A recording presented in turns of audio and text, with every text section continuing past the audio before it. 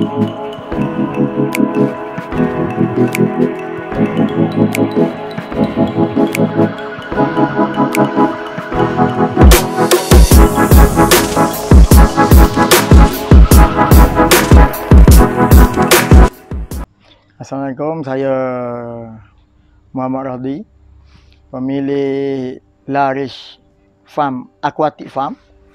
Okey, mula saya terlibat ni secara membantu kawan lah. Lebihan ikan-ikan kawan jiran sebelah rumah. Apabila ikan yang ada tu, mulanya tengok-tengok, memang asalnya minat daripada kanak-kanak lagi lah.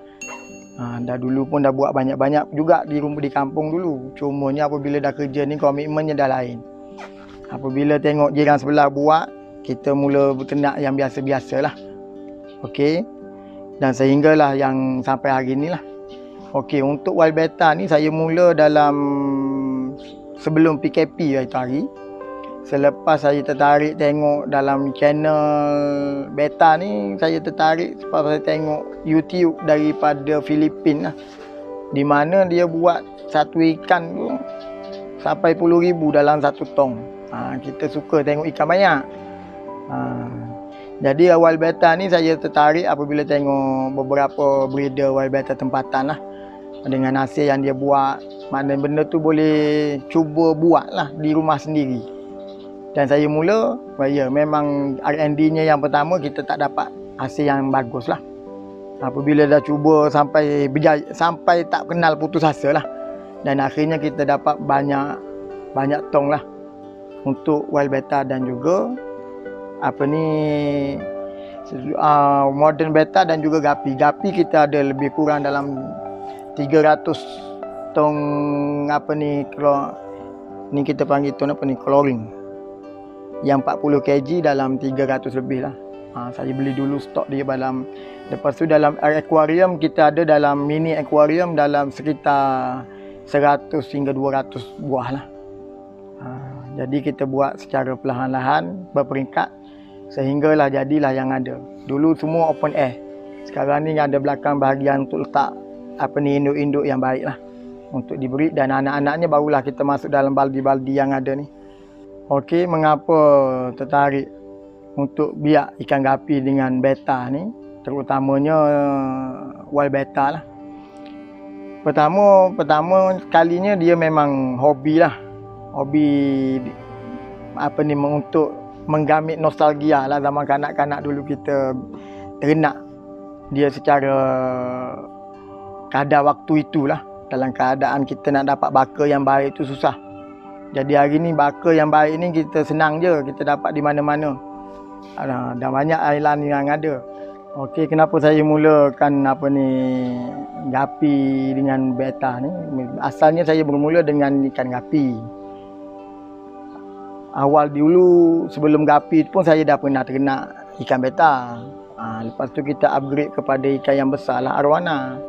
Sudahnya apabila kita tengok jiran saya terutamanya, dia ternak ikan gapi ni, dan kita tengok ikan tu cantik lah. Pelbagai variasi dan menarik minat kita, dan kita ada sedikit hobi tentang itu. Di samping yang ada, apabila saya tengok dia ada hobi yang ada tu, jiran saya tu boleh buat jual lah. Dan dia jadi pendapatan sampingan lah, tidak jadi fokus. Jadi bermula daripada situ saya dah mula biak secara yang biasa-biasa, dan akhirnya kita mula cari, kita dapat baka-baka yang baik daripada kawan-kawan. Lepas tu kita apabila kita dah ada keupayaan wang sedikit, kita mula usahakan baka-baka yang baik lah daripada Indon dan juga Thailand lah. Untuk baik wild betta ni baru bermula setelah saya dapat tengok dalam YouTube, dalam Facebook penggiat wild betta lah. Dan pertama wild betta tu sendiri pun kita dulu pun tak percaya benda tu boleh dibiak secara komersial lah di belakang rumah. Biasanya dia agak sukar kerana dia perlukan habitat yang asli lah untuk biak. Apabila kita tengok orang biak dapat, jadi dia jadi tercabar. Kita pun rasa cubalah, dan saya cuba, ya memang cukup suka. kerana teknik dan mungkin R&D-nya tak cukup, ilmu tak cukup, akhirnya kita mendalami dan akhirnya kita akan dapat yang terbaik lah. Untuk satu jenis tu sekali kita breed dapat dalam ratusan ekor lah. Kalau dapat jual semua, sekitar yang saya tengok dalam Facebook tu dulu, dia kata satu tong polystyrene yang besar tu, kalau boleh dijual semua dengan hasil biak beratus ekor tu, maknanya kita dapat pendapatan sebulan purata lah dalam 3-4 ribu jugalah, samping-sampingan. Dia tak jadi fokus untuk tu. Cuma ni kita memang lebih kepada hobi lah. Dan ikan kita pun kita jual secara online dan juga ada COD lah. Dulu asalnya saya mula buatnya fokus kepada jual beli kutu air. Saya spesialis lah dalam buat kutu air daripada tak berjaya. Cumanya memang R&D. Kita cuba sampai berjaya. Cabarannya adalah yang pertama ilmu sendirilah. Ilmu tentang kita buat benda baru. Jadi knowledge tu memang kita kena carilah. Dan cara shortcut adalah kita bertanya kepada pakar-pakar. Okey. Jadi cabaran yang berikutnya adalah di mana penjagaan ikan. Kalau kita tak faham, kita akan mendapat risiko yang ikan mati secara banyak-banyaklah. Saya pernah ikan apabila suhu air turun mendadak. Cabarannya contoh sebab saya buat ikan ni lebih banyak kepada open air. Jadi dia cabaran yang paling utamanya suhu. Apabila contoh hujannya sampai 5-6 hari suhunya dah sejuk. Lepas tu malamnya hujan, biasanya ada ikan-ikan gapi ni ada problem sebab terlampau sejuk. Bila dia mula-mula sakit apabila selepas itu panas berterusan dalam 2 hari, tanah panas straight. Itu memang confirm. Rata-ratanya ikan-ikan yang strain yang tak berapa tahan, dia akan mati secara beramai-ramai lah. Yang satu lagi cabarannya, saya pernah buat beta ni dalam tangki 40 gallon tu saya campur sekali. Adalah dalam dekat 200-300 ekor. Kerana lupa tutup satu hari lepas pada hujan. Hujan tak ada masalah. Dia besoknya panas straight. Dan akhirnya ikan dalam tank tu semua matilah. Dan cabaran yang seterusnya, kita panggil penyakit ikan, kita kena study lah cabaran. Okey, yang lain-lain tu maknanya pemasaran lah. Pemasaran tu kita kena, cabarannya apabila ikan dah banyak, kita barang tu dah jadi hobi tu dah jadi lain lah. Nak kepada benda, kalau boleh hobi yang banyak ni kita nak keluarkan dia supaya dia jadi hasil untuk dapat support makan makanan kawan-kawan dia lah. Jadi itu cabaran lah, pemasaran. Okey, kalau siapa-siapa yang nak berminat untuk borong pun saya datanglah. Kita boleh runding lah harga kalau yang berminat lah. Okey, kos ini bergantung kepada, saya lebih suka bergantung kepada poket sendirilah, kemampuan. Ada orang mampu dia buat banyak, tapi saya bermula dengan kos baldi yang paling murah lah, yang beli dekat Shopee komplek yang murah-murah, harga RM1 satu. Kita mula dengan kos yang kecil-kecil je. Jadi kita waktu tu memang kita kena penjagaan air, terutamanya dengan makanan memang kena kontrol lah supaya ikan gapi ni tidak mudah mati.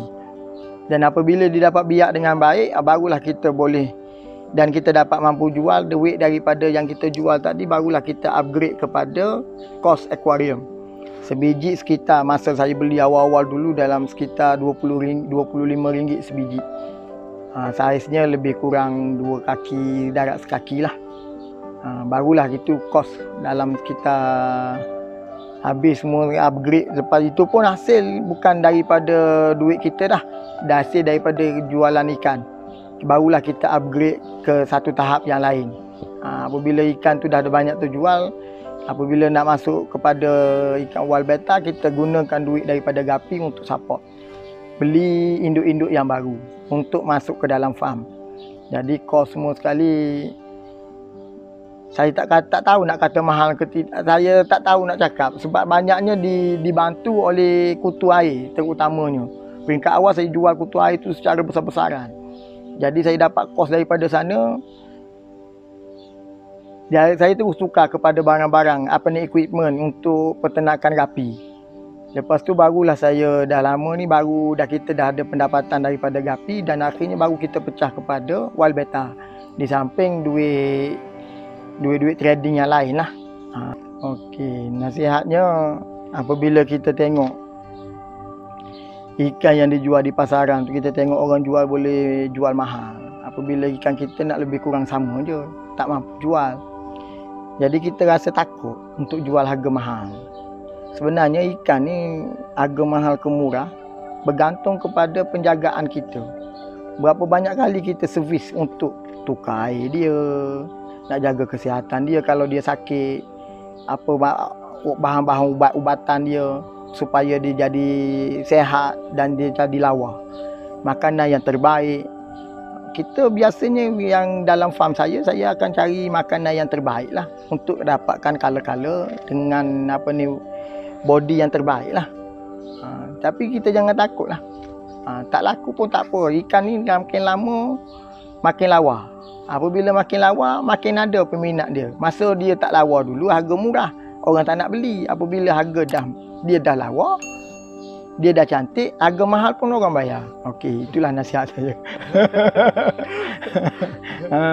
Jadi jangan tak laku tak apa, kita dapat menikmati dia punya